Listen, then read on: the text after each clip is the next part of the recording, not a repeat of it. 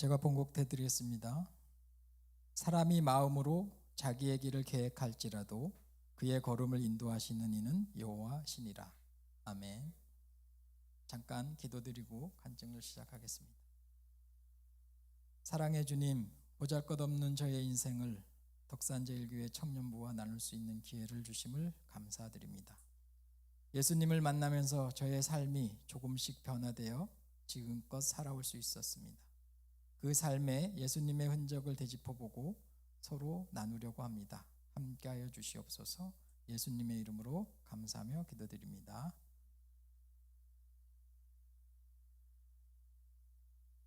제가 그 간증이 이제 두 번째인데요. 2월 달에 제 모 가곡교회라고 단양군 가곡면에 있는 교회 가서 간증을 했었습니다. 그때는 그 목사님 부탁으로 어쩔 수 없이 가게 됐었고, 지금은 또 우리 장혜지 청년께서 회장님이 부탁을 해서 설거지 와중에 제가 여기 오게 됐습니다. 일단 불러주셔서 감사하고요. 제가 일주일 동안 고민을 되게 많이 했는데 어떤 말씀을 드려야 할까 고민을 많이 했었는데, 여러분과 같은 대학 생활부터 취업하기까지, 그리고 그 와중에 예수님이 나의 인생에 어떠한 영향을 줬는지, 그런 걸 가지고 이야기해 보도록 하겠습니다. 저는 1993년 충북대학교 법대를 입학했고, 당시에 제 인생에서는 예수님이 없었습니다. 나의 예수님은 중학교 시절에 이양숙 권사 현 저희 처를 비롯한 몇몇 친구들과 가곡교회에서 아주 뜨거웠던 잠시의 시간 속에 있었던 게 전부였습니다. 그런 제 인생에 예수님은 이양숙 권사와 함께 대학교 3학년 때 다시 찾아왔습니다. 1학년을 마치고 군대를 다녀와서 복학을 했고, 복학한 대학교 생활은 항상 그렇듯이 재미가 없었습니다. 취업에 고민하고 또 부모님의 연세로 재정 지원은 쉽지 않았고, 늘 그런 것이 고민이 되어서 아르바이트나 이런 거에 또 생각을 많이 했었던 시간이었습니다. 근데 이제 시간이 지나면서 제가 93년도에 입학했으니까 97년도에 여러분이 태어났을 사람도 있고 안 태어난 사람도 있고, 그때 IMF가 터졌습니다. 지금 이제 사람들이 그냥 IMF 하면 아무 생각 없이 살고 있지만, 그때 당시에는 IMF로 하면 공직에서도 5년간 사람을 안 뽑았었고, 그 공직에서 이제 이런 신용불량자 아니면 대출로 이렇게 차업 들어온 사람은 잘랐어요. 심지어 의원 면직하게끔 자를 정도로 그런 시절이 있었습니다. 그런데 그때 그 후에 어떻게 돼서 이양숙 권사하고 이제 연락이 돼서, 그 고등학교 시절에 연애 편지로 계속 간간히 연락을 했었고, 이양숙 권사가 감리교 신학대학을 입학하고 여름에 저를 찾아왔습니다. 제천 의림지로. 제가 제천 세문고 3학년 때 일입니다. 왜냐고요? 제가 고등학교 때 자퇴를 했습니다. 중학교 때는 친구였고, 고등학교는 제가 1학년 한 달을 다니고 자퇴를 했습니다. 다니기 싫어서. 어쨌든 이런 시간이 흐르고 나서 이제 이양숙 권사가 어쨌든 찾아와서 그 어린 시절에 예수님을 알려주고 같이 열심히 내어 신앙생활을 하던 추억으로 저의 자취방에 전화기가 있었는데, 그 밤새 전화를 통하면서 낮에는 학교 가서 졸고 밤에는 전화하고, 그렇게 한 2달을 끊임없이 하루에 한 번씩 전화를 하게 됐습니다. 그러던 와중에 이양숙 전도사의 강력한 기도 덕분인지는 모르겠으나 저희 자취방 앞에 반지하에 있는 장로교회를 나가게 됐습니다. 저의 주특기는 항상 새벽 기도입니다. 새벽 기도부터 나갔습니다. 그리고 나서 그런데 한 두 달 정도 있으니까 교회가 이제 넓은 데로 이사를 가겠다고 가경동으로 이사를 가더라고요. 그래서 따라가야 되나, 충북대학교 후문에 있었는데 가경동까지 가려면 또 버스를 타고, 그만큼 제 신앙이 자라진 않았으니까 같이 안 갔습니다. 그래서 청주 흰돌 감리교회로 나갔습니다. 갔더니 거기 담임 목사님이 임복만 담임 목사님이었는데 항상 복 많이 받으시는 분이라 그런지 학생들 예배가 아주 뜨겁더라고요. 그래서 제가 대학교 졸업할 때까지 그 교회에 몸담았었습니다. 1997년에 IMF가 터지면서 취업의 문은 접고 이제 대학은 졸업을 해야 되겠고 할 게 없죠. 법대 나와서 할 게 뭐가 있겠습니까? 사법고시를 준비했습니다. 사법고시는 제가 99년 8월 역학기 한 학기 쉬어가지고 역학기 졸업을 하고 고시 공부를 2년쯤 했습니다. 역시 재정 지원이 문제였죠. 물론 공부도 많이 그렇게 열심히는 안 했지만, 그렇지만 나름대로 열심히 공부를 해서 1차 시험을 2번을 응시했는데 커트라인 87점에 84.5를 맞았습니다. 그러나 합격은 멀죠. 그래서 떨어졌습니다. 그리고 나서 이양숙 검사와 계속 연락을 하니까 이거는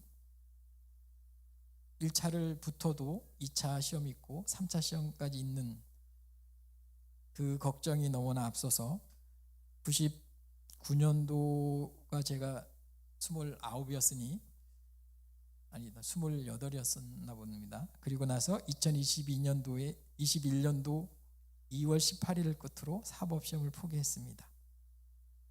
그해 9월에 처음 7급 공채 시험에 도전해서 또 커트라인이 87점인데 84점을 얻었습니다. 84점과 인연이 되게 많습니다. 근데 그 당시에 가장 핫한 이슈가 헌법재판소에서 군 가산점이라는 제도에 현역은 5점, 부축력은 3점이라는 가산점 제도가 있었는데 이게 장애인을 차별한다는 이유로 위헌 판결을 받았습니다. 근데 운이 없는 건지 복이 없는 건지 기존의 국가유공자 10점은 그대로 살아 있었고, 또 새롭게 강주 민주화 항쟁 유가족들에게 10점을 주었습니다. 당연히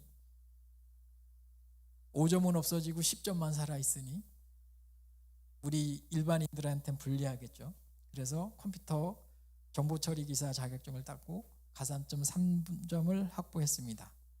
그러나 그 당시 IMF를 지나고 공무원을 뽑는 인원이 아주 적은 터라 전국 행자부 지금 행정안전부에서 200명을 모집했는데 제가 그때 합격 점수가 90.71입니다. 제가 몇 점 맞을게요? 84점일까요? 아니죠. 제가 90.38을 맞았습니다. 가산점 3점을 더해서. 그래서 또 낙방을 했습니다. 근데 준비하는 그때는 취업이 잘 안 됐어요. 대기업에서도 사람을 안 뽑아가지고 준비하는 제가 마지막 학력고사인데 학력고사 세대인데 학력고사 응시 인원이 재수생 포함해서 100만 명이었으니까요. 저희 또래 애들은 88만 명이었고 재수생 12만 명 포함해가지고 100만 명 시대였으니까 그분들이 졸업하고 대부분이 이제 공직 계열에, 그래서 그때 막 서울시 같은 경우는 몇천 대 일 정도 막 됐었던 그런 시기였습니다. 근데 이제 연애는 계속 하니까 나이는 차가고 결혼은 해야겠다고 마음 먹고 공무원 시험을 뒤로 하고 우체국 보험을 관리하는 계약직을 원서를 내게 됩니다. 근데 일단은 처음에는 우체국장이 부르더라고요. 보증보험을 끊어야 되는데 500만 원이 필요하대요. 그래서 근데 그 당시에 저희 집에 형님이 이제 금전사고를 치셔서 가정적으로 가장 어려웠던 시기라 돈이 없어서 포기했습니다. 그리고 2달을 여기 지금 대형전선이라고 금왕 쪽 봉곡리 쪽에 가면 넥상스 코리아라고 있습니다. 그 전선회사에서 주야간으로 그 도르래 돌아가는 그에서 전선을 감고 밤새도록 고민했습니다. 무엇을 해야 되나? 이렇게 살 수는 없는데. 그래서 그런 고민들을 이양숙 권사랑 얘기를 했는데, 그 드라마에나 나올 듯한 그런 거 있잖아요. 전도사로 7년간 일을 하면서 모은 400만 원을 저한테 투자를 했습니다. 그리고 제가 아르바이트로 한 200만 원 벌었고요. 그래서 그 돈을 가지고 다시 신림동을 고시 공부를 했던 신림동에 갔습니다. 갔더니 고등학교 친구 녀석이 구급 시험을 준비하고 있더라고요. 정선이 있는데 지금 정선군 자치행정과에 근무하고 있습니다. 그 친구가 제천시에서 구급을 많이 뽑는다고 얘기를 하더라고요. 그래서 원서를 내보라고. 그래서 아유, 나는 구급은 또 과목이 바뀌어가지고 두 과목이, 그래서 하기가 좀 그렇더라고요. 시간도 많지 않고. 9급은 그때 당시 6월 달에 시험을 받고 7급은 9월 달이었으니까요. 그런데 어쩌겠어요. 목권형이 포도청인데 원서를 당연히 내야죠. 그래서 내서 그의 시험을 봤는데 어떻게 됐겠습니까? 붙었죠. 9급 시험 처음 도전해서 바로 붙어가지고 그의 커트라인이 90점인데 자그마치 92점을 맞고 붙었습니다. 그래서 제천시 청풍면에 첫 발령이 나게 됩니다. 근데 항상 그렇죠. 내 마음속에 꿈틀대는 그 세상의 욕심 때문에 만족할 수가 없었고, 7급 시험이 그해 9월 7일에 있었는데 9월 1일 날 발령을 받았으니까 일주일만 더 개기면 7급 시험까지 볼 수 있었는데, 그런 아쉬움이 있었지만 어쨌든 발령이 났으니 안 갈 수는 없고, 왜냐하면 유예 사유가 없으니까요. 그래서 일단 발령을 받고 일주일간 근무를 했습니다. 수험 공부를 해보신 분들은 알지만 일주일 동안 책을 논다는 것은 그냥 떨어진다는 거죠. 그래서 다시 시험을 보긴 했어요. 근데 또 1점 차로 떨어졌죠. 그래서 결국은 청풍면에서 9월 1일 날 시작해서 바로 10월 25일 날이 저희 결혼기념일이거든요. 그때 결혼을 했습니다. 한 달 반 만에 결혼을 하고 바로 강해를 갔고, 그 다음에 10월 23일 날 강해를 냈습니다. 그 다음에, 그리고 2년 뒤에 강원이를 낳고, 그리고 5년 후에 하경이를 낳고, 그래서 제천에서 거의 7년 6개월을 살았습니다. 당연히 교회를 다녀야 되겠죠. 우리 이제 전문가랑 사니까, 전도사님이니까 당연히 가야 되겠죠. 그래서 제천제일교회를 다녔는데, 저는 나름대로 청장년 활동도 하고 그 제천 동지방 연합회 회계도 맡고 하면서 열심히 신앙생활을 했습니다. 그러는 와중에 2010년 제천 한방 엑스포 조직위원회에서 사람을 뽑아가지고 거기에 제가 또 지원을 하게 됐습니다. 도청 직원 50%, 시청 직원 50% 해가지고 조직위원회에서 근무를 하다 보니까 자연스럽게 도청 직원이 승진이 훨씬 빠르다는 걸 알았어요. 그래서 도청으로 전입해야 되겠다는 마음이 들어서 이양숙 권사한테 나 도청으로 가고 싶다 했더니 제주 있으면 가봐라 이렇게 얘기를 하시더라고요. 그래서 사람이 또 오기가 있죠. 그래서 열심히 공부를 했죠. 열심히 공부를 했는데, 우리가 이제 전입시험은 미리 공고가 나지 않아요. 우리 지금 행정과에서 왔지만 전입 원서 내고 바로 한 달 만에 시험을 봅니다. 근데 시험을 봤는데 제가 그때 당시에 이제 8급은 되게 많이 뽑아요. 한 15명 정도 뽑는데 7급은 거의 안 뽑아요. 간혹 뽑는데 그 해에 처음으로 4명을 뽑은 겁니다. 그래서 제가 원서를 냈는데 나중에 보니까 38명을 지원했더라고요. 충청북도 11개 시군에서. 근데 제가 수석을 했습니다. 그래서 일주일 만에 바로 도청으로 발령이 났습니다.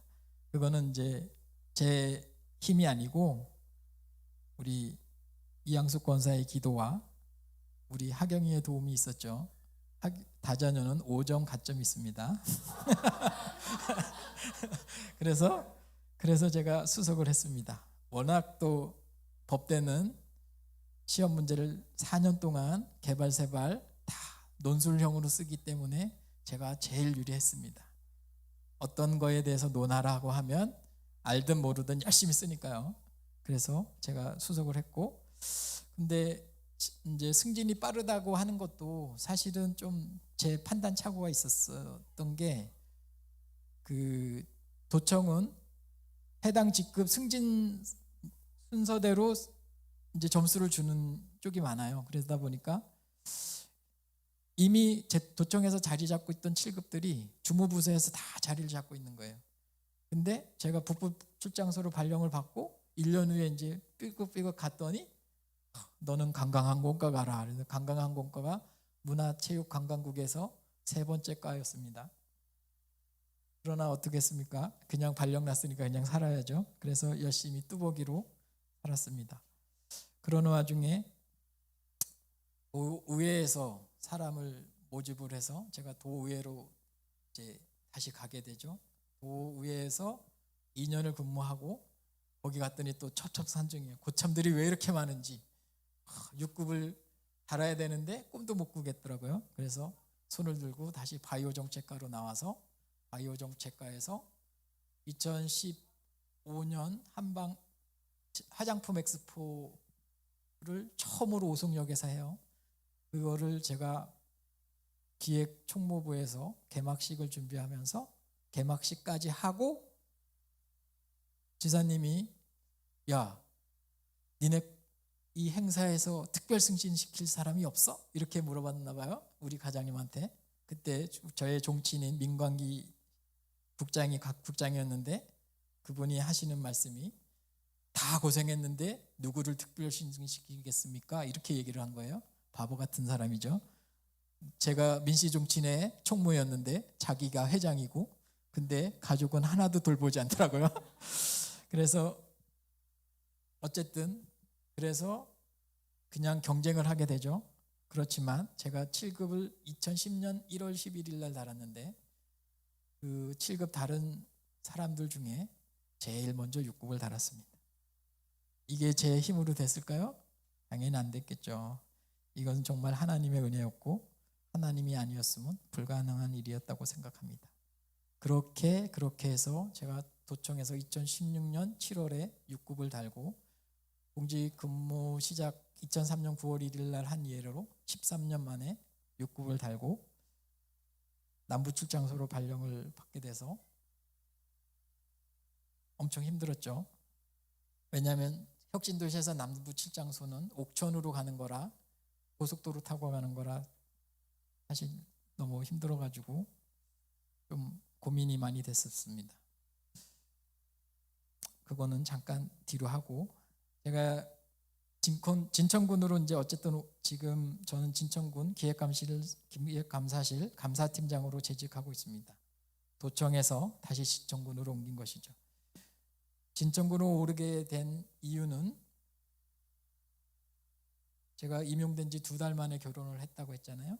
저희 아버지가 1,500만 원, 장인어른이 500만 원, 그래서 2천만 원을 주셔가지고 1,800만 원짜리 전세를 얻었습니다. 나머지 200만 원은 결혼 자금으로 썼습니다. 그리고 나서 청주로 갔는데 청주에는 집이 없더라고요. 그래서 1년 동안 열심히 기도를 했는데 청주 청남초 뒤에 성화 누리안 아파트라고 있는데 거기가 2007년도에 졌는데 제가 2013년도에 1층 애들이 많아가지고 1층을 원해서 1층에 회사 보유분이 있었어요. 그래서 그때 분양가가 1억 5천7백이었는데 제가 얘기를 했죠. 건설사에 지금 건설 경기도 어려운데 1억 5천7백을 다 받는 게 말이 되냐. 그리고 벌써 7년이 지났는데 그래서 거기에서 1,000만 원을 깎아주더라고요. 1,200만 원을 깎아준 거죠. 그래서 1억 4천5백에 분양을 받고 저희가 제천시에 살 때 2,500만 원 25평 아파트에 살다가 갑자기 34평으로 뛰고 또 나머지는 대출을 받아야 되겠죠. 그래서 대출을 20년 상환으로 해서 17년 3년 거치 17년으로 해가지고 대출을 얻었죠. 근데 3년 거치는 이자만 내니까 뭐 부담 별로 없더라고요. 한 20만 원 정도 내면 되니까. 근데 갑자기 이제 3년 지나고 이게 원금까지 같이 갚아야 되니까 그때 당시 한 80만 원 정도를 내게 되는 상황이 된 거죠. 근데 이양숙 권사는 전업주부였습니다. 그런데 7급 10년차 월급이 채 5천만 원이 안 돼요, 연봉이. 그 중에서 거의 한 20%는 국가에서 가져가고 나한테 주는 거는 한 3천만 원 될라나? 그렇게 하다 보니까, 그리고 저희 어머니 집이 저기 음성 감곡입니다. 감곡에. 그래서 이 혁신도시를 통과해서 오가다 보니까 혁신도시가 눈에 들어왔고, 내가 혁신도시로 옮기고 싶다라고 얘기를 했더니 집사람이 기도해보라고. 그래서 저의 특기죠. 또 새벽 기도를 갔습니다. 한 달 동안 작정 기도를 갔습니다. 가서 열심히 기도를 하다 보니까 하나님이 나에게 주신 응답이 과연 이사를 가자는 건지 아니면 그냥 여기 살라는 건지 뭐 아리송하더라고요. 그런데 유소년 축구장을 보여주면서 아이들한테 얘기를 했어요. 내가 이 도시에 오고 싶다 했더니 우리 강원 축구 좋아하는 강원이가 나는 괜찮다라고 얘기를 하더라고요. 너만 괜찮으면 되는 건 아니고 강혜가 또 있으니까 강혜한테 얘기했더니 강혜는 안 가고 싶다고, 그렇지만 내가 돈이 없으니 나의 뜻을 따라달라고. 그래서 제가 그 새벽 기도의 결과를 이제 이양숙 권사 때 얘기를 했죠. 하나님이 가라는 말씀 같다 그랬더니 저희 집사람이 그러더라고요. 당신이 혁신도시로 가는 건 좋은데 그거와 걸맞는 집을 하나 구해서 갔으면 좋겠다 얘기를 하더라고요. 처음에는 초평의 단독주택을 봤어요. 근데 싸긴 한데 막막하죠. 글로 이사를 가면.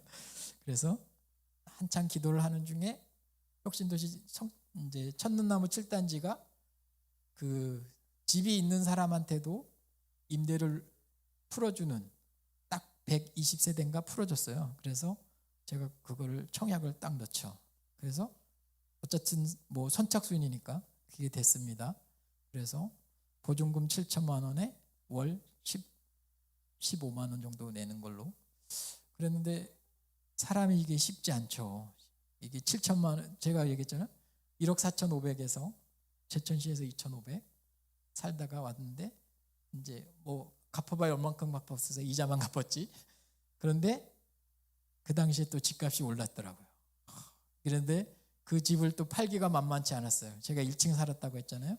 1층 바로 앞이 옹벽이에요. 옹벽인데 이제 햇빛도 잘 들어오고 그런 와중에 제가 우리 혜원 씨도 와 있지만 제가 주특기가 그거예요.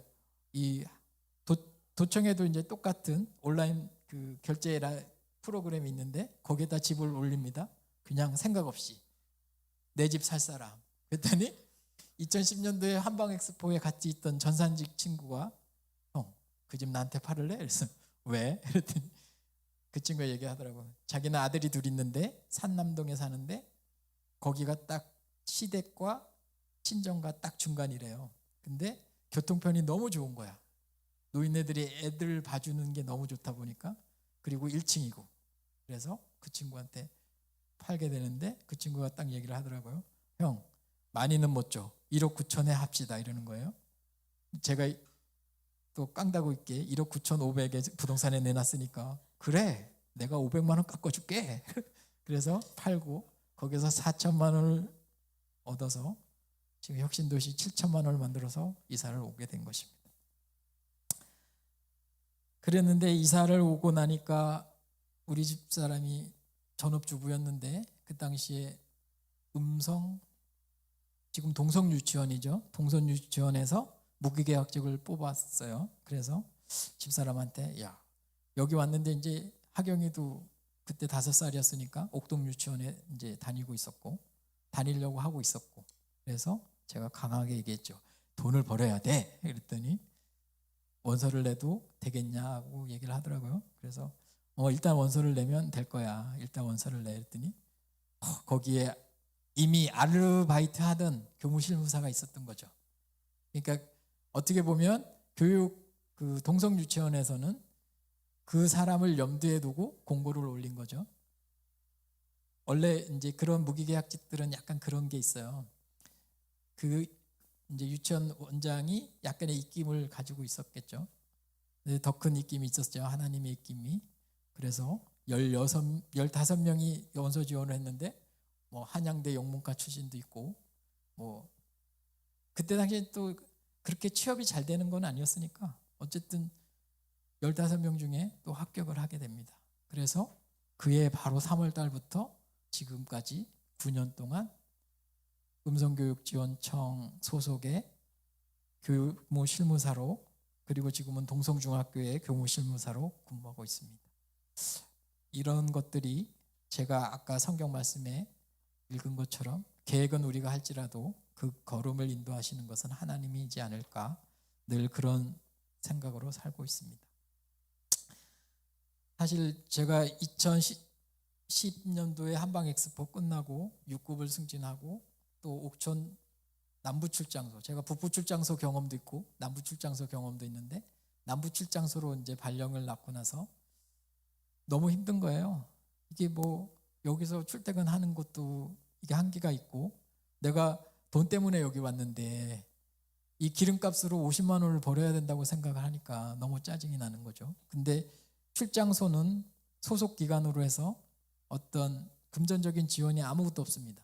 오히려 본청에서는 67시간 시간회를 할 수 있지만 출장소는 40시간으로 정해놔서 오히려 돈을 더 안 주는 거죠. 거기는 할 일이 없다고 일을 하지 말라는 거죠. 그래서 고민하다가 그때 당시에 제 2016년도였으니까 2017년 한방엑스포 다시 뽑더라고요, 사람을. 그래서 제가 과감하게 원서를 내죠. 근데 우리 혜원 씨도 와 있지만 4개월 만에 인사가 날까요? 4개월 만에는 인사가 안 나죠. 그러나 인사를 내게 만들어야죠. 그래서 열심히 또 기도했죠. 제가 4개월 만에 2017년 제천 한방엑스포 조직위원으로 파견을 가게 해달라고 열심히 기도를 했죠. 결국은 제가 갔을까요? 못 갔을까요? 당연히 갔죠. 7월 1일자 발령받고 10월 23일자로 제천시 한방엑스포 조직위원회로 파견을 갑니다. 그래서 저희 집에 사령장이 무지 많습니다. 갈 때마다 주니까요, 사령장은. 근데 제가 공직생활 22년을 했는데 1년에 한 번씩 옮겨도 22개잖아요. 근데 이번에 이사할 때 보니까 한 30개는 되더라고요. 그만큼 제가 자리를 많이 옮겼다는 거죠. 근데 사실은 가정생활을 하면서 아이를 셋 키운다는 게 금전적으로나 여러 가지 면으로 힘들어요. 그렇지만 그럴 때마다 하나님이 저에게 지혜를 주시고 네가 할 수 있는, 네가 계획을 하면 하나님이 내가 옮겨주겠다고 말씀하시진 않았지만 늘 그런 마음으로 제가 왔죠. 그리고 나서 행사가 끝난 후에 도청으로 안 들어갑니다. 왜냐?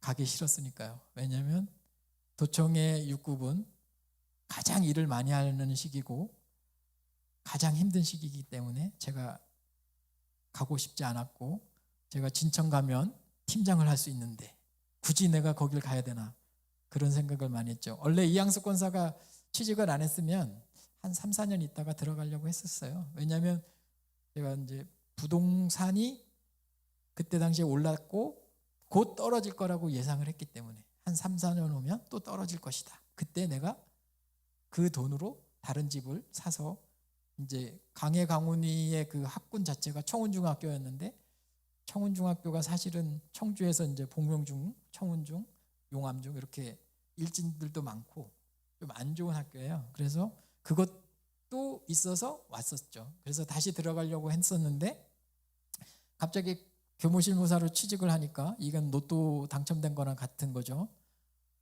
직업이 없다가 딱 3개월 수습 끝나고 났는데 만 60세까지 계약을 딱 해서 온 거예요.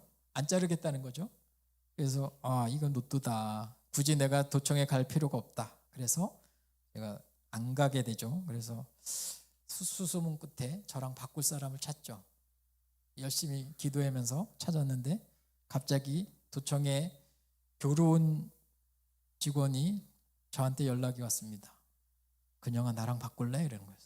왜 형님? 이랬더니 자기는 사무관을 달아야 되는데 진천은 고 또래들이 많아서 사무관 달기가 어렵다고 하더라고요. 그래서 그래요, 나는 사무관 아직 멀었으니까 뭐 내가 승진이 빠르다고 조청해 온 건 맞지만 사실은 일을 너무 많이 하는 건 애들한테도 그렇고 우리가 가정적으로 제가 뭐 우리 집사람이 뭐라고 할지는 모르지만 제가 우리 세 아이들을 제 무릎에 앉혀서 밥을 다 먹여서 키운 아주 훌륭한 아빠입니다.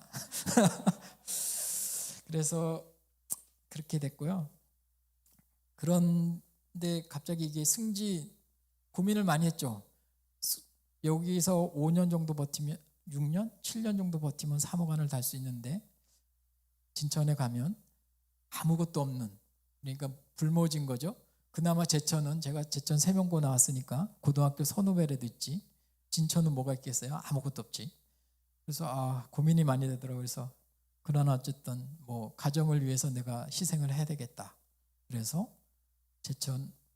진천으로 오는 것을 허락하고 인사계를 찾아갔는데 처음에는 인사계에서 반대를 하더라고요. 그래서 왜 반대를 하냐고 물어봤더니 당신은 시험을 보고 들어왔고 바꾸려고 하는 사람은 그냥 바꾸는 거 아니냐, 무임승차냐. 그러면 7급 때 시험 보서 7급, 8급 때 시험 보서 들어온 애들한테는 뭐가 되냐. 그거는 인사원 원칙은 없지만 형평성이 안 맞는다는 거죠. 그래서 반대를 하더라고요. 그래서 반대되면 안 가면 되지 뭐. 그래서 포기했었는데 갑자기 그 바꾼 분이 고규창 부지사의 그 연봉 조정을 업무가 담당이었었는데, 고위직 간부 연봉 담당이었었는데 그걸 얼마나 잘했는지는 잘 몰라요. 부지사님을 잘 챙겨드렸는지 갑자기 부지사님이 인사팀장 들어와 이랬더니 왜 민근영 진천으로 가고 싶다라고 이원희는 이쪽으로 오고 싶다는데 니네 왜 안 보내주는 거야? 그랬더니 뭐 형평에 안 맞는다 어쩌저쩌가 이제 인사팀장이 그랬겠죠. 그랬더니 인사팀장이 뒤지게 혼났죠. 왜냐하면 행안부도 교류가 활성화돼 있어요.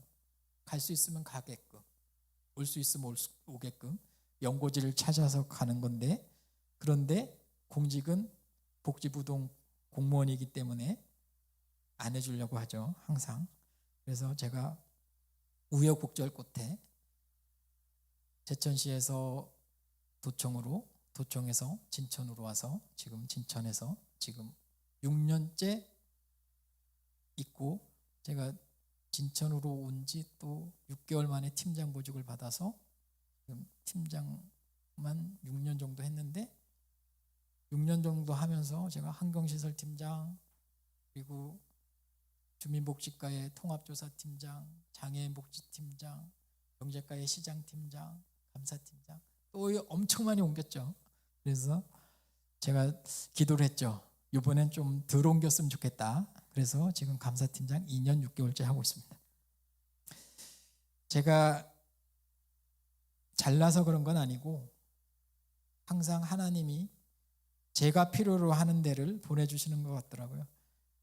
그래서 그렇게 자주 옮기게 됐고, 지금은 감사팀에서 쓰실 일이 많은지 아직 가라는 말씀을 안 하셔서 지금 여기까지 근무하고 있습니다. 그리고 저희가 덕산제일교회에 등록하게 된 이제 동기를 말씀드리고자 합니다. 저는 청주 충만교회로 주말만 교인인 생활을 계속해서 그런 중에 이제 코로나가 터지고 강혜가 고등학교 입학을 하고 그 강혜가 대금고를 다니다 보니까 주말에만 학원을 다니는 문제로 점점 주의를 지키기도 어려운 상황이 된 거죠. 그래서 온라인 예배를 드리기로 결정을 했고, 온라인 예배를 검색하다 보니까 청주 상당교회 예배가 가장 어떻게 보면 말씀이 가슴에 와닿더라고요. 그래서 청주 청주 상당교회 온라인 예배를 1년 정도 드렸습니다. 그리고 났는데 갑자기 코로나도 점점 수그러들고 또 마음에 교회에 소속되어 현장 예배를 가야 되겠다, 그런 마음을 주님께서 주시더라고요. 그래서 애들한테 얘기를 했죠. 그랬더니 강훈이는 그 전에도 그렇고 하경이도 그렇고 청주 충만교회에 못 가면 혁신도시에 있는 선한씨앗교회를 갔어요. 왜냐하면 거기에 이제 강에 우리 이양숙 권사하고 신앙적으로 좀 친한 분이 있어서 거기를 보냈는데, 당연히 저희도 교회를 정할 때는 선한씨앗교회가 제일 1순위였겠죠. 당연히. 근데 당연히란 건 없더라고요. 제가 얘기했죠. 혁신도시에 있는 모든 교회를 가보자. 그래서 제 주특기는 새벽기도입니다. 그래서 새벽기도회를 일주일씩만 다녀보자 해서 제일 처음에 선한씨앗교회를 갔고, 두 번째로 집사람은 덕산제일교회가 눈에 안 들어왔었나 봐요. 한 번도 이쪽으로 나올 생각을 안 하더라고요. 그러더니 뭐 두 번째로 울림? 동북? 대답을 안 하더라고요. 그래서 그러면은 덕산제일교회를 가보자. 거기도 감리교인데 왜 안 가냐 제가 그랬죠. 했더니 알았다고. 그래서 왔는데 그날 새벽 기도회를 담임 목사님하고 부부 담임 목사님하고 저기 제주도에 수련회를 가신 거예요. 그래서 이종호 장로님이 예배를 인도하시더라고요. 그래서 이양숙 권사가 그런 말씀을 하시더라고요. 자기가 감리고 신학대학교를 졸업하게 하고 인천 계산중앙감리교회, 서울 잠실에 있는 잠실베들교회, 거기서 전도사로 7년을 일했는데 장로님을 단위에 세운 교회는 없었다는 거죠. 참 특이하기도 하고 좀 놀랍기도 하고, 그래서 덕산제일교회를 더 다녀보자 했는데 목요일 날인가 새벽에 목사님이 오셨는데, 이게 또 이게 교회 새벽 예배 출석하면 목사님들한테 알려주나 봐요. 왜 이상한 부부가 월요일부터 계속 교회를 나오고 있다. 그래가지고 제가 갔더니 그 말씀을 하시더라고요. 그래서 저희도 사실 좀 궁금했어요. 그래서 주일 예배도 왔었고, 근데 주일 예배를 드리는데 제가 두 번째 앉았는데 눈물이 그렇게 나더라고요. 감동의 눈물인지 그거는 잘 모르겠는데, 그때는 이제 마스크 쓰고 있었으니까 창피하지 않으니까 눈물 죽줄 흘려도 상관없었으니까. 그러고 나는데 우리 강훈이 또 알잖아요. 아빠 왜 울어? 우리 강훈이가 그러더라고요. 그래서 그냥 그런 게 있어 이러고 말했죠. 근데 제가 나름대로 여러 군데 교회를 다녔고, 제천 제일교회도 지금 한 등록교인은 한 2,000명 되고 출석교인은 한 1,000명, 1,200명 정도 되거든요. 근데 거기서도 목사님 설교를 들었고, 저희 주례 목사님이 최근에 대신교회, 서울 대신교회에서 담임 목사로 있다가 은퇴하셨는데 그분 설교도 많이 들었고, 근데 이상하게 우리 김만호 목사님 말씀을 들으면 엄청 쉬워요. 언어는 엄청 쉬워요. 근데 성경 말씀도 엄청 쉽게 아주 기본적인 말씀을 조리 있게 엄청 잘 조절하시더라고요. 이게 제 신앙에, 제가 법대도 나오고 책도 많이 읽었는데 성경책도 거의 1년에 한 번은 통독을 했었거든요. 근데 그게 눈에 잘 안 들어와요, 사실은. 그래서 제가 쉬운 성경을 더 좋아해요. 왜냐하면 쉬운 언어니까. 근데 지금 개역개정은 눈에 잘 안 들어오더라고요. 근데 우리 담임 목사님 말씀을 듣고 있으면 뭔가 풀리는 듯한 그런 느낌이 계속 있어서 제가 이양숙 권사한테 강력히 얘기를 하죠. 선한씨앗교회가 아니라 덕산제일교회로 가자. 그랬더니 우리 강훈이 난 아무데 가도 상관없어 이렇게 얘기하더라고요. 영혼이 없으니까요, 그때 당시에는. 그래서 그래 안 되겠다. 그래서 제가 얘기를 했죠. 그랬더니 우리 이양숙 권사가 자기 마음에는 분명 선한씨앗교회인데 신랑이 우리 가정의 제사장으로서 있는 신랑이 덕산제일교회에 가자니까 그래 뭐 또 그렇게 흔쾌히는 아니지만 그렇게 또 결정을 해줘서 제가 여기 덕산제일교회를 등록하게 됐습니다.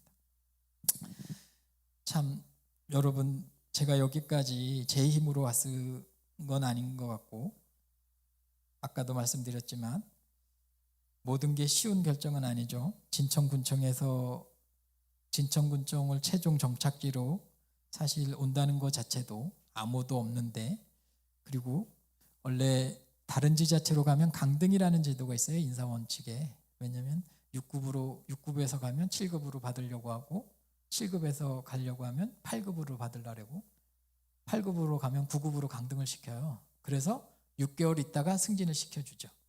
그것도 자리가 나면. 근데 저는 2번을 옮겼는데 한 번도 강등이 되지 않았습니다. 이것도 하나님의 은혜지 않을까 생각합니다. 제가 이런 말씀을 드리는 건 여러분이 하나님을 의지하고 믿고 따르면 하나님이 그 믿음대로 이루어진다는 믿음을 가지시라는 말씀에서 말씀을 드리는 겁니다. 저의 여기까지 온 대학 생활부터 여기까지 온 것은 여기까지 말씀을 드리고요. 제가 덕산제일교회 청년들에게 꼭 해주고 싶은 말이 있어서, 첫째는 지금 대학을 다니고 있는 청년들에게 해주고 싶은 말입니다. 세상에는 엄청 많은 직업이 있습니다. 그리고 직업은 늘 변하고요. 그렇지만 어떤 직업을 선택하든 사람의 만족은 느낄 수 없습니다. 무엇인가가 조금씩 부족하고 또 남의 떡이 또 커 보인다고 남들의 직업이 훨씬 좋게 보이거든요. 그것이 월급의 차이든 업무의 차이든 늘 사람의 마음은 간사하기 그지없어서 만족을 찾을 수 없습니다. 그런데 막상 그만두고 가서 보면 별반 다를 게 없죠. 그렇다고 해서 또 꿈을 포기해서는 안 되지만 늘 꿈을 갖고 내가 그것을 해야겠다고 마음을 먹고 또 그것을 이루고 또 그것을 유지하기 위해서 하나님께 끊임없이 기도하고 만족을 느끼는 삶을 살도록 자신의 마음을 다스리라는 뜻에서 말씀을 하는 겁니다. 그리고 모든 하는 일에 자신의 전부를 들여서 하는 올인의 개념은 좋지 않습니다. 왜냐하면 교회 생활도 해야 되고 일도 해야지, 사람이 한 곳에 너무 집중하면 무너지기 마련이거든요. 그래서 지금 젊은이들 사이에서 있는 워라밸을 즐길 수 있는 그런 직업을 빨리 찾고 그걸 위해 노력했으면 좋겠다는 생활 얘기를 드리고 싶습니다. 두 번째로는 이제 막 결혼할 청년, 연애할 청년들에게 해주고 싶은 말은 배려를 몸에 배도록 늘 기도하라는 말씀입니다. 내가 좋아하는 사람에게 내 욕심과 욕망보다는 상대방에 대한 관심과 배려, 그것이 연애의 기초고 결혼의 기초입니다. 연애할 때도 그렇고 결혼할 때도 그렇고 상대방을 배려하지 않으면 늘 다투게 되고 그로 인한 감정 소모는 아주 이루 말할 수 없이 짜증나고 힘든 일이죠. 잠깐 3초만 더 생각하고 행동하라고 권하고 싶습니다. 사실 우리 부부는 초등학교 시절에는 초등학교 동창인데 존재만 느낄 정도로 조금 알았죠. 그냥 저런 사람이 있었구나 이 정도죠. 근데 중학교 2학년 때 우연히 같은 반을 하게 되죠. 앞에 이양수 권사 앉고 제가 뒤에 앉았습니다.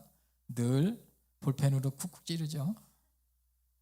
근데 그러다가 수학여행 갔다 왔는데 너무 마음에 들어서, 근데 참 연애라는 게 어렵죠.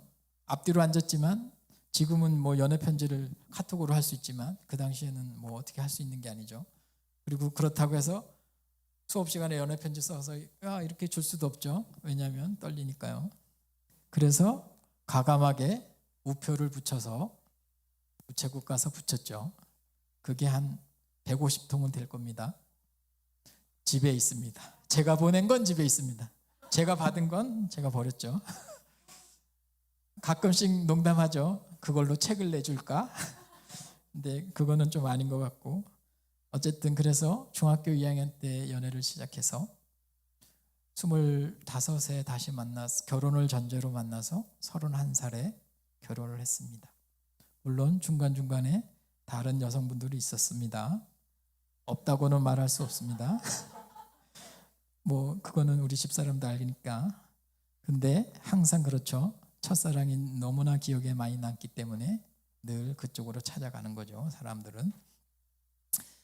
그래서 연애 시절에는 사실 좀 다쳤죠. 동갑이다 보니까 뭐 서로 뭐 그랬지만, 근데 참 신기한 건 제가 얘기했잖아요. 곧 초등학교, 중학교 동창이긴 하지만 우리 집사람이 저한테 존댓말을 씁니다. 저는 반말을 하고. 참 불공평하죠. 근데 어느새 이게 몸에 배어서.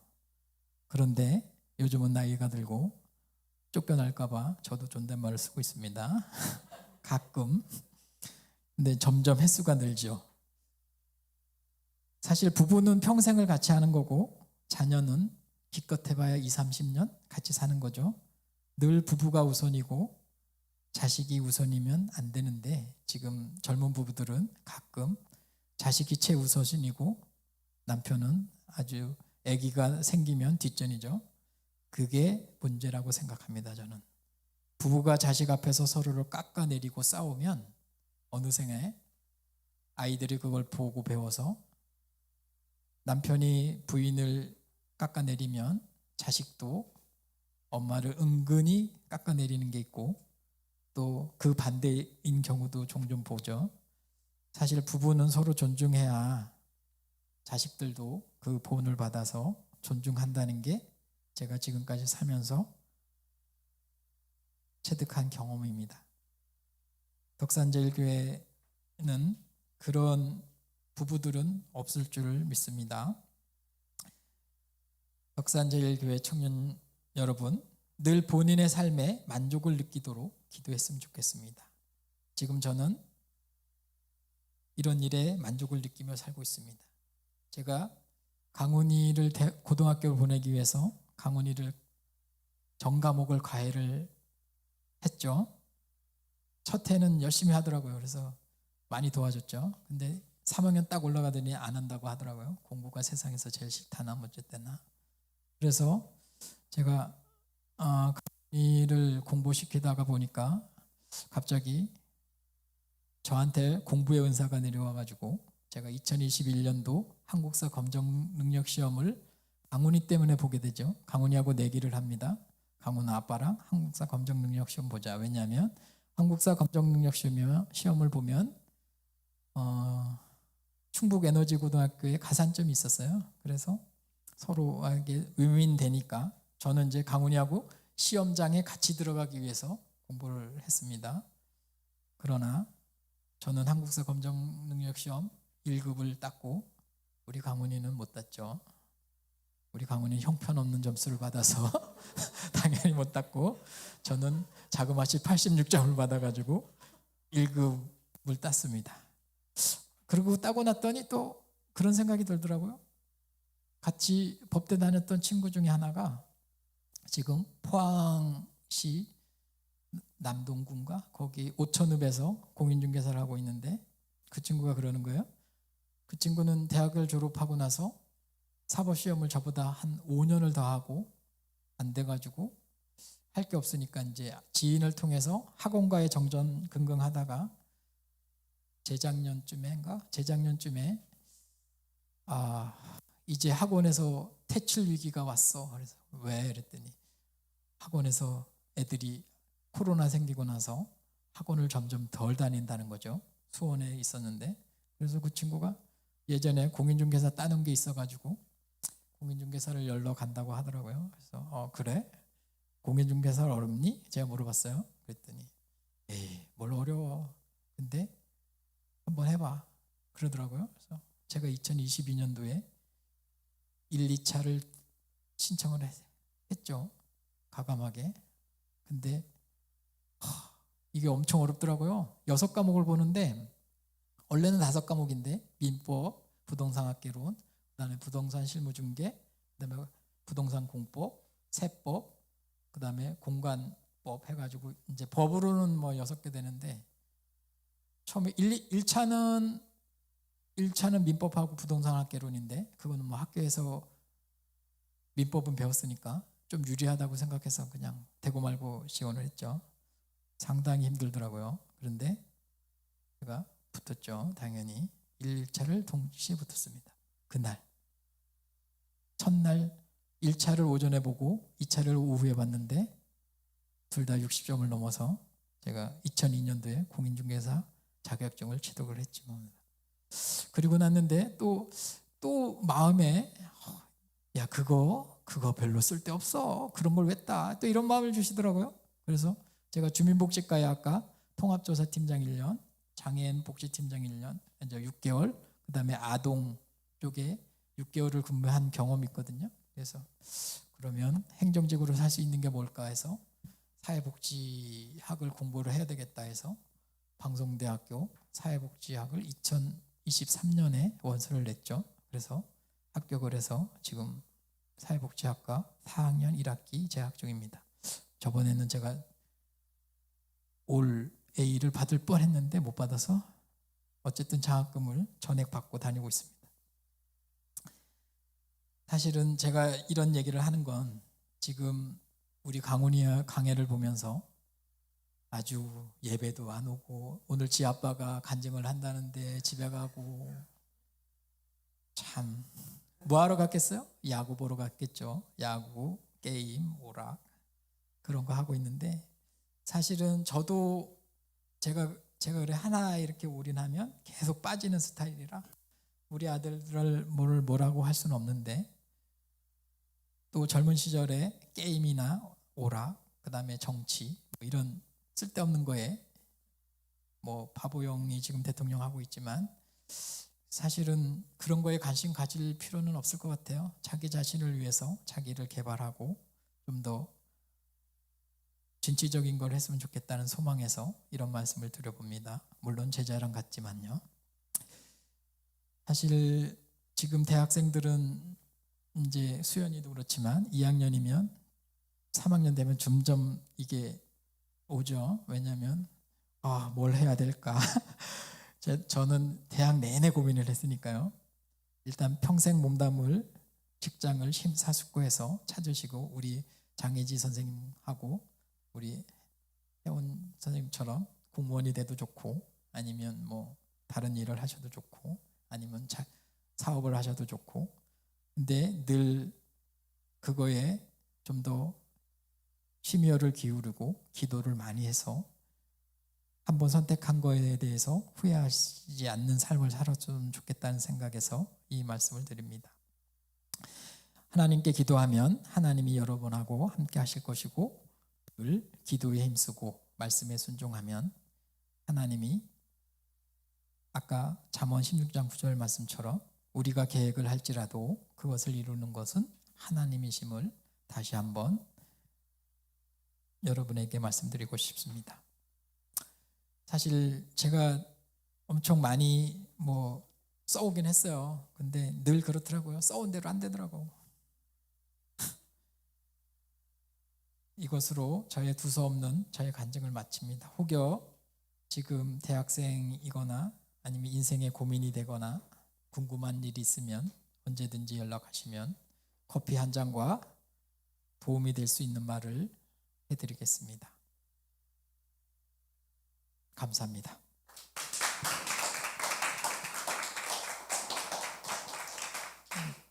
잠깐 기도드리겠습니다. 하나님 아버지, 덕산 하늘 가족 청년들에게 제가 살아온 삶에 대해, 그리고 청년들에게 꼭 권유하고 싶은 말을 전했습니다. 지금의 나된 것은 오직 하나님의 은혜임을 고백합니다. 하나님께서 제게 주신 은혜로 여기까지 오게 되었고 그 은혜로 오늘도 살아갑니다. 함께 해주셔서 감사드립니다. 이 예배에 참석해서 같이 나눈 우리 덕산 하늘 가족 청년들에게 하나님의 섭리로 인생의 여정을 이끌어 주시기를 간절히 원합니다. 예수님의 이름으로 감사하며 기도드립니다. 아멘.